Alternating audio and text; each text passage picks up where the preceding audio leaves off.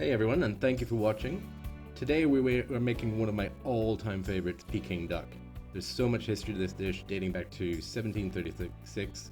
I was reluctant to describe it as Peking Duck, as I'm sure there's a few arguments to be had about what real Peking Duck is. Regardless, what I know is that this is delicious, and I'm going to teach you how to get restaurant-quality duck at home.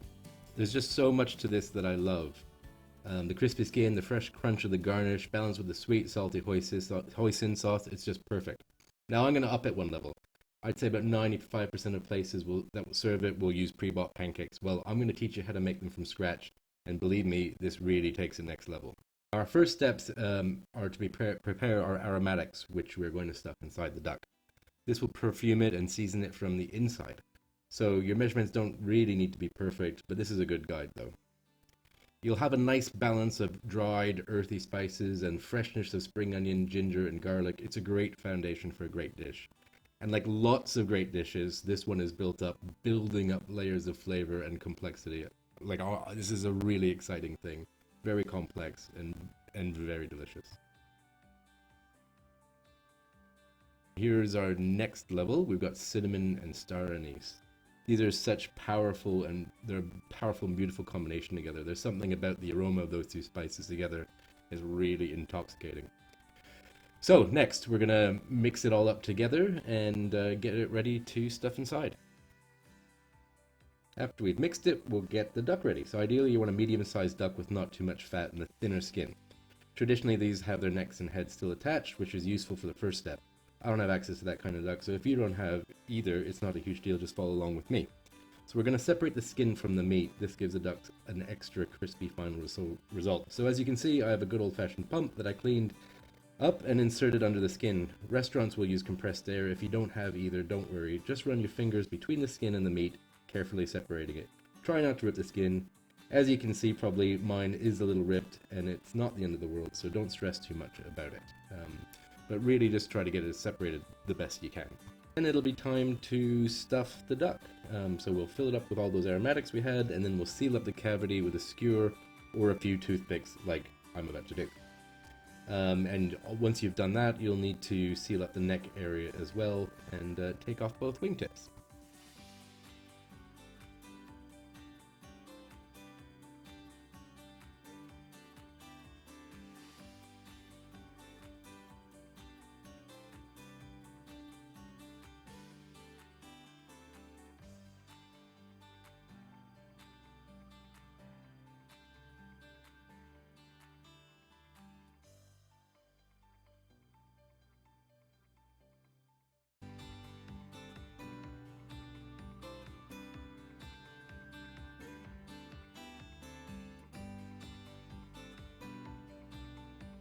Now we're going to let the duck refrigerate and marinate for about 24 hours, and then we're going to prepare our poaching liquid for the duck.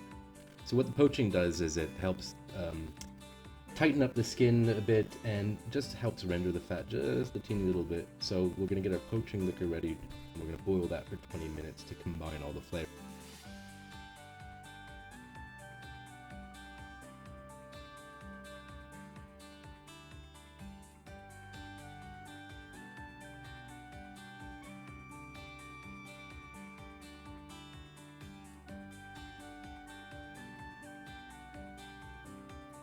Now, while that's boiling and getting all those flavors combined, we're going to prepare our glaze.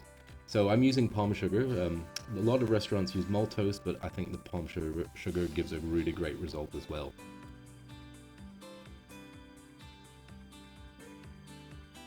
So we're going to combine all those ingredients over a low heat and let the palm sugar melt into it, and we'll have all that combined together, and it'll be ready to go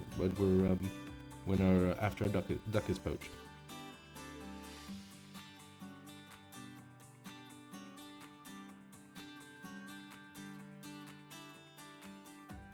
So when the poaching liquid is ready, we're going to pop our duck in there for a minute or two, spooning over all of that poaching liquid and tightening up the skin and getting it ready to glaze.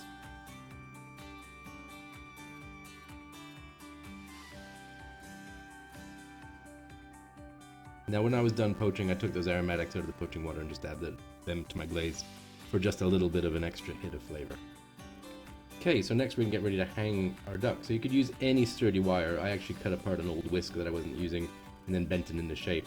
I just pushed it through the cavity underneath the wings, through the ribs, and then I hung it with some string from a cabinet door, and it worked perfectly.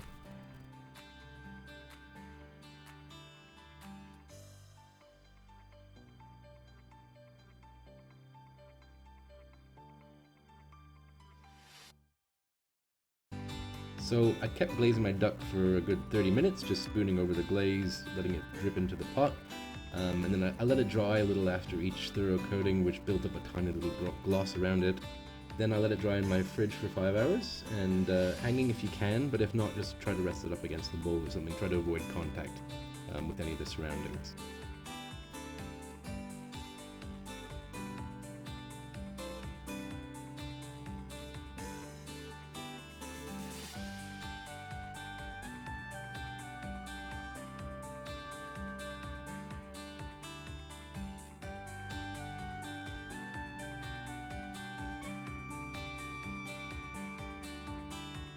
When that's all done, it's ready to bake after it's dried.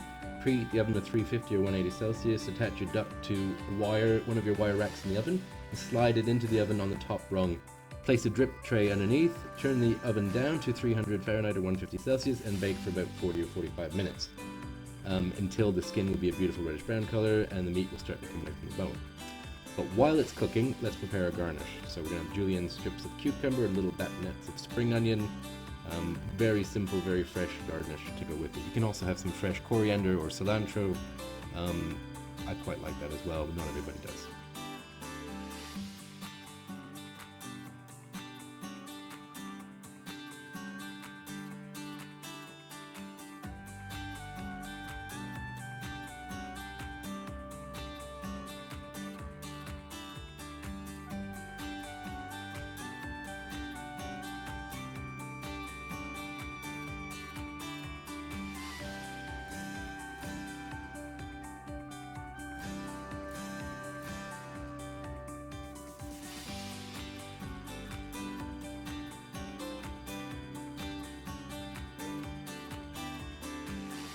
Time to make one of the best things about this dish, the pancakes. This is such a cool process. I love making these. So you just have to add boiling water to plain flour with a pinch of salt. I'll have the exact quantities below, but I usually just do this by eye. You need enough boiling water to bind and form a firm paste. The boiling water changes the structure of the flour, so you get the slightly rubbery, stretchy texture when it's raw. So basically, once you've mixed it and let it cool. So you mix it thoroughly and then let it cool, and then give it a quick knead and roll it into a sausage shape. And then cut it into chunks about 4 centimeters long, or about 1 3/4 inches, I think, ish. It doesn't matter. Just as long as they're all about the same size. Then roll them into balls and flatten them out slightly. And then, here comes the really cool bit. Dip the end of one of them into sesame oil, then place it on top of the other one around the same size. Then flour your surface and roll them out nicely, evenly and thin. So I do this process while the duck is cooking and almost done, so they are fresh and warm. It's just the best. So follow my process that I'm doing here of rolling and cooking on a nice hot, well-seasoned pan till they just start to turn color, and then flip them.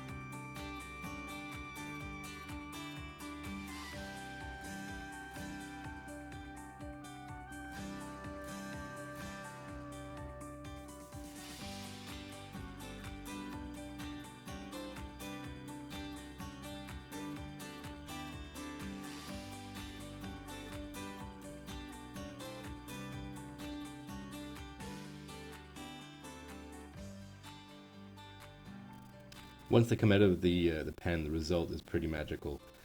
Let them rest and cool a little bit, and then you'll be able to pull them apart carefully and have two very thin, delicious, and hot pancakes. It'll be hard to resist eating them just on their own, trust me.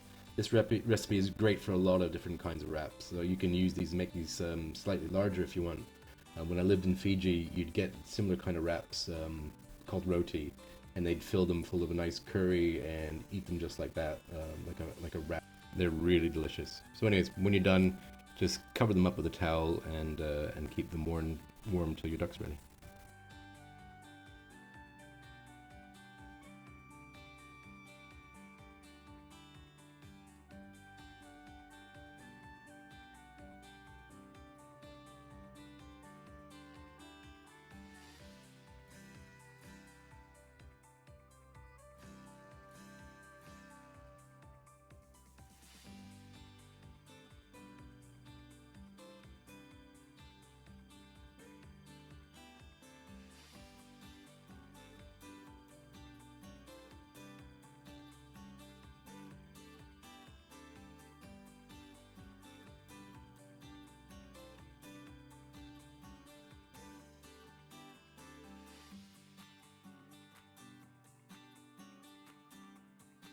I just love how that thin layer of sesame oil steams between each layer of dough and makes it just beautiful and thin and delicious.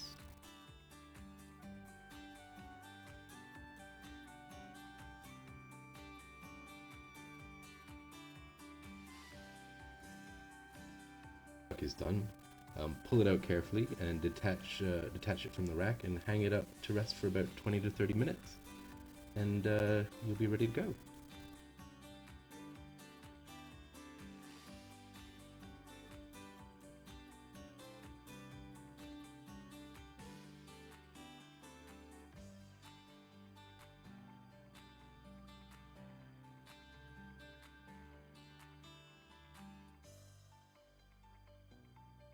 So we're going to start with the legs, let the knife do the work, and follow the joint from the legs and thighs just along the body, and it'll just come off really easily.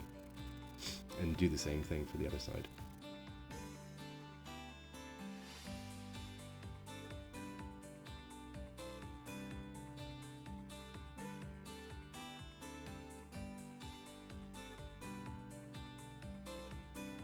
Now, for the breast, start in the middle of the two breasts and work your way down using your knife to follow along the rib cage.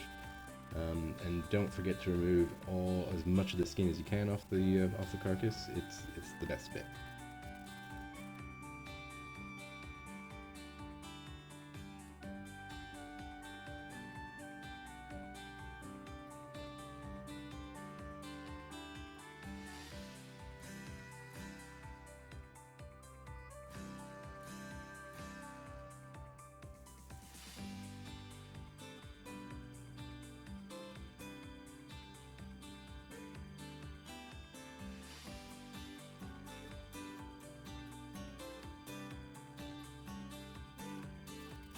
Now cut your duck into slices, grab one of your wraps, have a spread of hoisin and put some cucumber, spring onion, coriander if you like, and it's time to eat.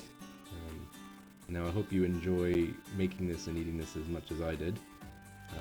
It's just, like I said, it's one of my favorite dishes of all time, so if you liked it, give us a like, subscribe, and thank you for watching, and we'll see you again for the next recipe.